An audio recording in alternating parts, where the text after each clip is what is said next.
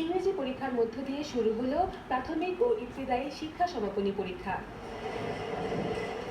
2010 সালের শিক্ষানীতি মেনে পঞ্চম শ্রেণীর প্রাথমিক শিক্ষা সমাপনী পরীক্ষা এই বছরের শুরুতে অষ্টম শ্রেণী পর্যন্ত করার সিদ্ধান্ত নিয়েছিল মন্ত্রিসভা। দীর্ঘ টানাপোড়েনের পর শেষ পর্যন্ত এই পরীক্ষা অনুষ্ঠিত হচ্ছে। তবে আগামীতে এই পরীক্ষা হবে কিনা তা সরকারের সিদ্ধান্তের উপর নির্ভর করছে বলে জানান প্রাথমিক ও গণশিক্ষা মন্ত্রী মুস্তাফিজুর রহমান। ক্যাবিনেট সিদ্ধান্ত নিয়ে যে সিদ্ধান্ত দেবেন সেটার আলোকে পরবর্তীতে এই পরীক্ষাগুলো থাকা না থাকার বিষয়টা নির্ভর করবে। তবে আপাতত ক্যাবিনেটের সিদ্ধান্ত অনুযায়ী পিইসি এবং জেএসসি জেডিসি পরীক্ষা যে নিয়মে চলছে সেই নিয়মেই চলবে।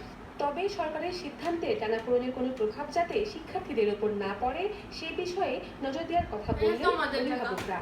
1 বছর বা 2 বছর আগ থেকে এটা ডিসিশনটা সরকারে দিলে সব ক্লাসের বাচ্চাদের জন্য এটা ভালো হয়। পড়ালেখা কি করবো, ওরা টেনশনেই তো বাচ্চারা কি দিব পরীক্ষা কি করবো, আসলে এই সিস্টেমটা ভালোই লাগে না। এতটুকু বাচ্চাদের উপরে এত প্রেশার হয়ে যায় একদম এই পিএসসি পরীক্ষাটার জন্য।